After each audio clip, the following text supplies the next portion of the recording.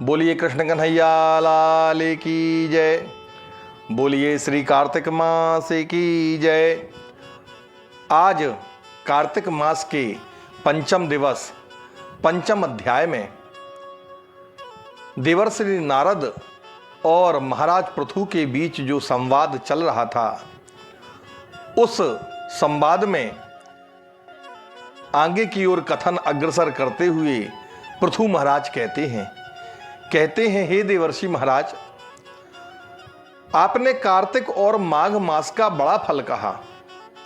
अब उन दोनों की स्नान की विधि और नियमों को भी हमसे भली भांति परिचित करा दीजिए, और आप उद्यापन की विधि को कहने में भी सर्वसमर्थ हैं, अतः बताइए। तब नारद जी कहते हैं कि हे राजन, आप तो स्वयं भगवान विष्णु के अंश से उत्पन्न हुए हो। ऐसा कुछ भी नहीं है जो आपको अज्ञात हो। फिर भी मैं आपके पूछने पर आपसे कहता हूं, आप भली भांति नियमों को सुन लीजिए।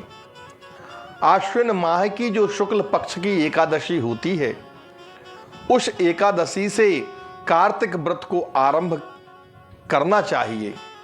आलस्य का परित्याग कर दें। चतुर्थांश अर्थात एक पहर रात्रि के रहते प्रतिदिन सदा उठें। उस समय बिल्कुल जाग जाना चाहिए और गांव से उत्तर दिशा में जल का पात्र लेकर के जाएं। दिन में संध्या के समय कान पर यज्ञोपवीत स्थापित करके उत्तर मुख करके भूमि में तृण बिछावें और सिर को वस्त्र से ढक लें। मुख को यत्न से बंद करके थूकने और श्वास लेने से रहित होकर के मूत्र तथा मल का त्याग करें। रात्रि में दक्षिण दिशा की ओर मुख करके मल का त्याग करें। शिशिन को हाथ से पकड़े हुए उठें और मिट्टी लगा करके धोवें। जब तक वास और लेप दूर न हो, तब तक शौच को आलस्य रहित होकर के करें। लिंग में 1 बार और 3 बार गुदामें, फिर दोनों में 4 बार, 5 बार गुदा और 10 बार एक एक हाथ में, फिर दोनों मिला के 7 बार मृतिका लगावें। यह ग्रस्तों का शौच है। इससे दुगना शौच ब्रह्मचारी को कहा है। वानप्रस्थ को तिगुना और सन्यासियों को चतुर्गुणित शौच करने के लिए कहा गया है। नारद जी कहते हैं, जो शौच दिन में कहा है उसका आधा रात्रि में और उसका आधा रोगी को कहा है, और रोगी के आधा मार्ग में कहा है। शौच कर्म से रहित मनुष्य की सभी प्रकार की क्रियाएं जो हैं वे निष्फल हो जाती हैं। मुख शुद्धि से रहित मनुष्य को मंत्र फलदायक नहीं होते हैं। अतएव दांतों की और जीभ की शुद्धि हमें यत्न पूर्वक कर लेनी चाहिए। दंत धावन के निमित्त वृक्ष की इस प्रकार से प्रार्थना करें, हे वनस्पति, तुम हमको आयु, बल, यश, तेज, संतति, द्रव्य, वेद पठन, बुद्धि प्रदान करो। इस मंत्र को पढ़ करके 12 अंगुल लंबी गूलर आदि किसी दूध वाले वृक्ष की दातों लेकर के दांत को शुद्ध करें, किंतु छयाह तथा व्रत के दिन दातों न करें। प्रतिपदा, अमावस्या, नवमी, छठी, रविवार तथा चंद्र और सूर्य के ग्रहण में भी दंत धावन ना करने के लिए कहा गया है। कांटों का वृक्ष कपास, सालू, पीपल, बड़, एरंड तथा दुर्गंध युक्त वृक्ष दंत धावन के लिए वर्जित कहे गए हैं, अर्थात इन वृक्षों की दातों नहीं करनी चाहिए। तदनंतर प्रसन्न मन से पुष्प, गंध और तांबूल लेकर के भक्तियुक्त होकर के भगवान नारायण अथवा शिव के मंदिर में जावें, वहां देवता को पाद्य, अर्घ आदि उपचारों से पूजन, स्तुति तथा नमस्कार करके गीत आदि मंगल गान करें। ताल, वेणु, मृदंग आदि की ध्वनि से युक्त नाचने वालों समेत गवैयों का फूल, चंदन आदि से सत्कार करें।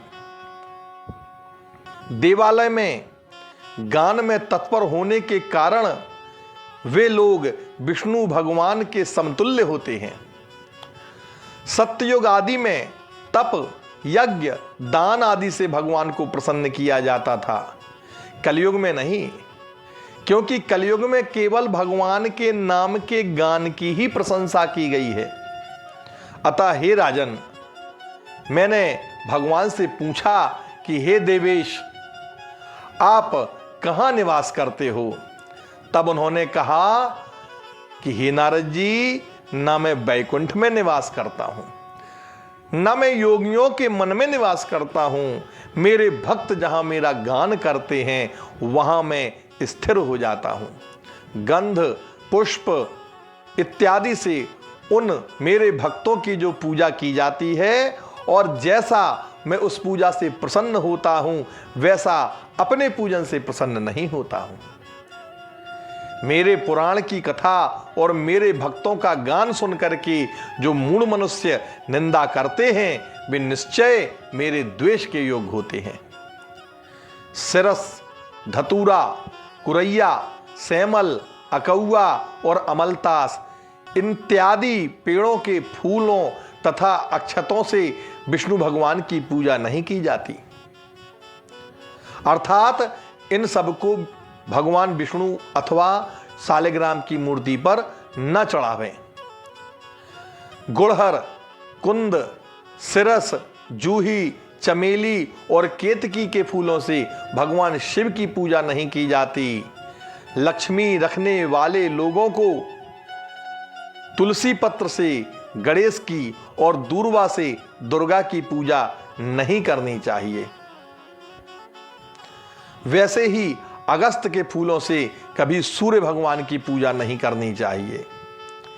पूजा में जिन देवताओं के लिए जो पुष्प बेहत हैं, जो प्रशस्त हैं, उन्हीं से ही पूजा विधि संपन्न करके देव देव भगवान से क्षमा मांगते हुए कहना चाहिए कि मंत्रहीनम क्रियाहीनम भक्तिहीनम सुरेश्वर यत्पूजितम मया देव परिपूर्णम तदस्तु में। हे सुरेश्वर भगवान, अर्थात हे देवताओं के स्वामी, मैंने जो मंत्रहीन होकर के, क्रियाहीन होकर के, भक्तिहीन होकर के आपका पूजन किया है, सो हे देव वह पूर्ण हो जावे। तदनंतर प्रदक्षिणा करके दंडवत प्रणाम करे और भगवान से अपराध क्षमापन करा के गान आदि समाप्त करे। जो मनुष्य कार्तिक की रात्रि में विष्णु तथा शिव का भली भांति पूजन करेंगे, वे मनुष्य अपने पुरुषों समेत पाप रहित होकर के मेरे बैकुंठ धाम में निवास करेंगे। ऐसा नारद जी ने महाराज पृथु को इस व्रत के स्नान आदि नियमों के बारे में बताया। इति श्री कार्तिक महात्म्ये पंचमोध्यायः। बोलिए श्री कृष्ण कन्हैया लाल की जय, बोलिए कार्तिक मास की जय।